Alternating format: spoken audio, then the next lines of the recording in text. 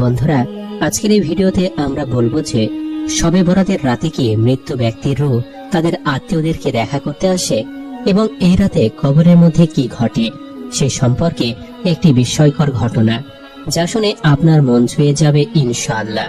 তাই ভিডিওটি একবারে শেষ পর্যন্ত দেখবেন। শবে বরাতের রাত উপলক্ষে অনেক মুসলিম ভাইয়ের মাঝে কিছু ভ্রান্ত ধারণা রয়েছে, যেমন মৃত ব্যক্তির আত্মা দুনিয়ায় থাকা তার জীবিত আত্মীয় স্বজনদের কাছে ফিরে আসে এবং তাদের সঙ্গে ইবাদত সহ অনেক কাজে লিপ্ত হয়ে থাকে, কিংবা মৃতদের আত্মীয় জীবিতদের সাথে দেখা করতে আসে এবং তাদের খোঁজ খবর নেই। প্রথম কথা হলো, মৃত ব্যক্তিরা কখনোই তাদের আত্মীয় স্বজনদের কাছে আসে না আর আসতে পারে না। আল্লাহ তাআলা তাদেরকে এই ক্ষমতা দেননি, কোরআন হাদিস দ্বারা প্রমাণিত নয়। এমনকি নবী রাসূলদেরকেও এই ক্ষমতা দেওয়া হয়নি। তাদের আত্মা পৃথিবীতে আসে না, কিন্তু আল্লাহ তাআলা তাদের কাছে উম্মতের আমলগুলো পৌঁছে দেন।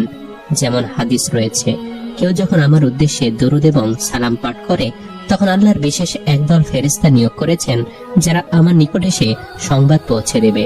বলা হবে যে অমুক অমুক স্থানে আপনার জন্য দরুদ এবং সালাম পাঠ করেছেন। আর যখন কেউ আমার নিকটে এসে সালাম দেবে, তখন আল্লাহ আমার রূহ ফিরিয়ে দেন যাতে আমি তার উত্তর দিতে পারি।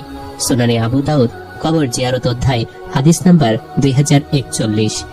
হযরত আবু দারদা রাদিয়াল্লাহু তাআলা আনহু থেকে বর্ণিত, রাসূল সাল্লাল্লাহু আলাইহি সাল্লাম ইরশাদ করেছেন, তোমরা জুমার দিন বেশি বেশি করে দরুদ পড়ো, নিশ্চয়ই ফেরেশতারা এর উপর সাক্ষী থাকে। আর যখন কেউ আমার উপর দরুদ পড়ে, তখনই তা আমার নিকট পেশ করা হয়। আবু দারদা রাদিয়াল্লাহু তাআলা আনহু বলেন, আমি জিজ্ঞাসা করলাম, ইন্তেকালের পরেও কি তা পেশ করা হবে? উত্তরে তিনি বললেন, হ্যাঁ, কেননা আল্লাহ তাআলা জমিনের জন্য নবীদের দেহ ভক্ষণ করা হারাম করে দিয়েছেন। বাইহাকি হাদিস নাম্বার 459, আল মুজামুল আরশাদ হাদিস নাম্বার 4780। উক্ত হাদিস দ্বারা স্পষ্ট যে দুনিয়াতে কারো রূহ বা আত্মা ফিরে আসে না। তবে দিনের জন্য যারা শহীদ হয়েছেন তাদের বিষয়টি অনেকটা ভিন্ন। তারা জীবিত মানুষের ন্যায় আল্লাহর পক্ষ থেকে রিজিক প্রাপ্ত হন, তবে তা আমাদের মতো নয়। হাদিসে রয়েছে, নবীজি সাল্লাল্লাহু আলাইহি ওয়াসাল্লাম বলেছেন, শহীদগণের রূহ সবুজ রঙের পাখির পেটের ভেতর বিশেষ সম্মানিত অবয়বে অনন্য জীবন লাভ করে, আর তাদের জন্য আরশে প্রদীপ সমূহ লটকানো হয়। তারা জান্নাতে যেখানে খুশি সেখানে বিচরণ করে। সহিহ মুসলিম হাদিস নম্বর 1887। তাদের আত্মা দুনিয়ায় আসে কিনা এই ব্যাপারে কোনো প্রমাণ নেই। সাধারণত মিলিত হতে থাকে ইমানদারদের রূহ থাকে ইল্লিনে।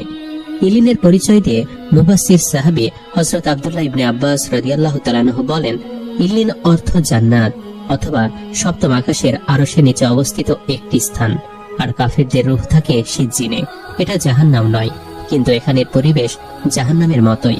কবরের আযাব বলতে যা বোঝায় তাই এই সিজ্জিনে হবে। এই দুই জগতের অবস্থান সম্পর্কে আল্লাহ তাআলাই ভালো জানেন।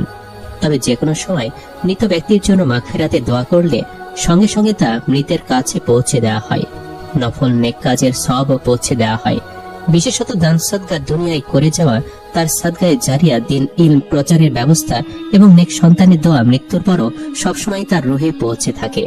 যে কোনো সময় মৃতের কবর জিয়ারত করলে, তাকে সালাম ও দোয়া জানালে তৎক্ষণাৎ আল্লাহ তাআলা ওই ব্যক্তির রূহ কবরে ফিরিয়ে দেন, আর সে সালামের জবাব দেয়।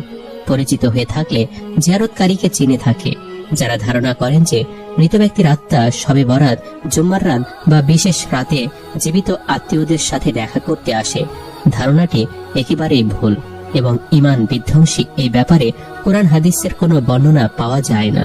তো বন্ধুরা, এই ছিল আমাদের আজকের এই ঘটনা। কেমন লাগলো কমেন্ট করে আমাদের অবশ্যই জানাবেন। আজ তাহলে এই পর্যন্তই।